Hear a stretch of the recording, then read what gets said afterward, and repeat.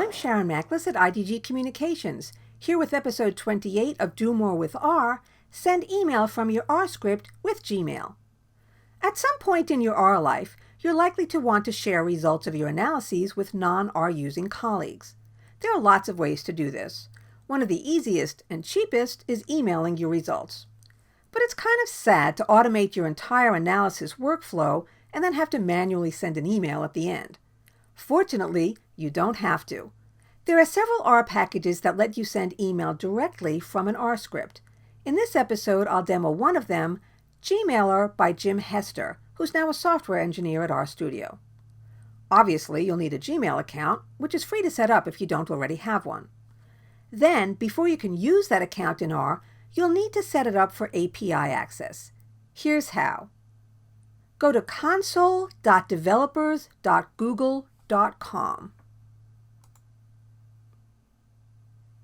Yes, that's a subdomain, console.developers.google.com. At the top, you should see a choice to enable APIs and services. Click that. Next, you want to search for the Gmail API. Click on that.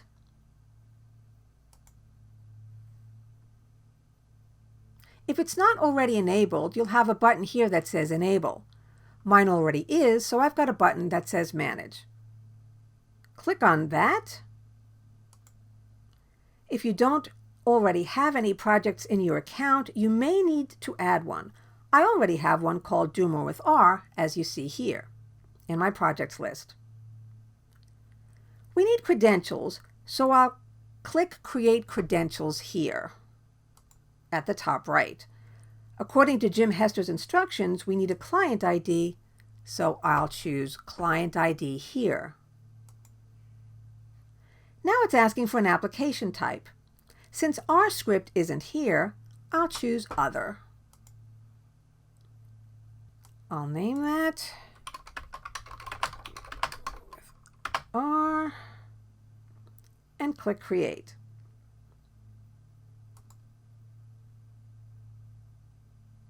And you see I've got a client ID and a secret. You may first be asked to configure a consent screen. Mine already is configured, but if your buttons are grayed out when you're asked to choose a type, check the top right and click on Configure Consent Screen. In that consent screen, your email address should be in the form already. The only other requirement is a name for the application. Not surprisingly, I'll call mine Do More with R. You can call yours anything you'd like. Anyway, here's my client ID and client secret. Now, if you're wondering why I'm letting you see these, which is a terrible security practice, that's because I'll be deleting these credentials before you see the video. You can use your client ID and secret by adding them to your R environment if you want, but Jim suggests downloading the JSON file instead. So I'm going to click OK,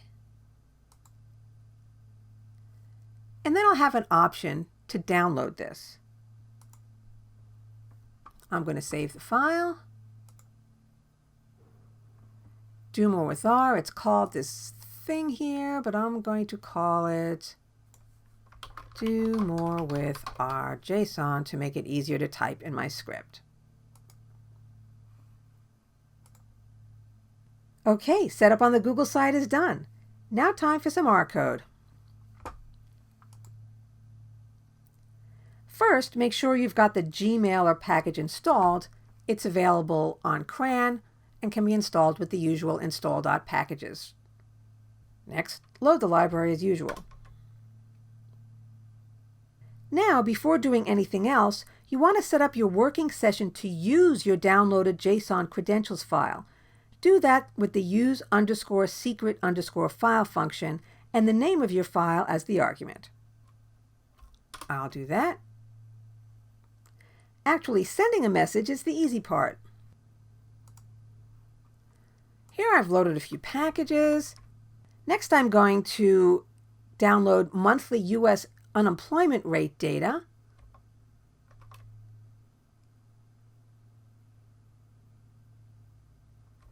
And set up some variables so that I can create a text string called latest_message with info about the latest unemployment rate. For a plain text email message, I want to create a MIME object and then add a to address, a from address, subject text, and my message body. I'm doing that in the code here. If I check the structure of my_text_message, my_email message, you'll see it's a list. And if I look at the class,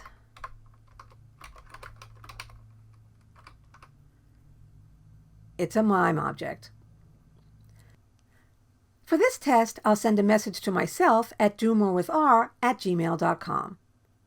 After creating my MIME message object, I can send it with the send_message function. The argument is just the name of my MIME object, in this case my_email_message. When you run send message the first time, you'll likely be asked if you want to cache authorization between R sessions. I suggest you say yes. Since I said yes earlier, I won't be asked to sign into my Google account again. The first time you try this, you'll probably be asked in your browser to authorize your R script to use your Google account. Now I'm going to run the send message. And you see I get that back in return. Now let's go to my Gmail. And hopefully it will show up. And there it is. There's more you can do with this. One option is to create an HTML message instead of a plain text message, so you can use markup like bold and italic. Let's take a look at that. Here my message body includes HTML like paragraph marks and bold and italic.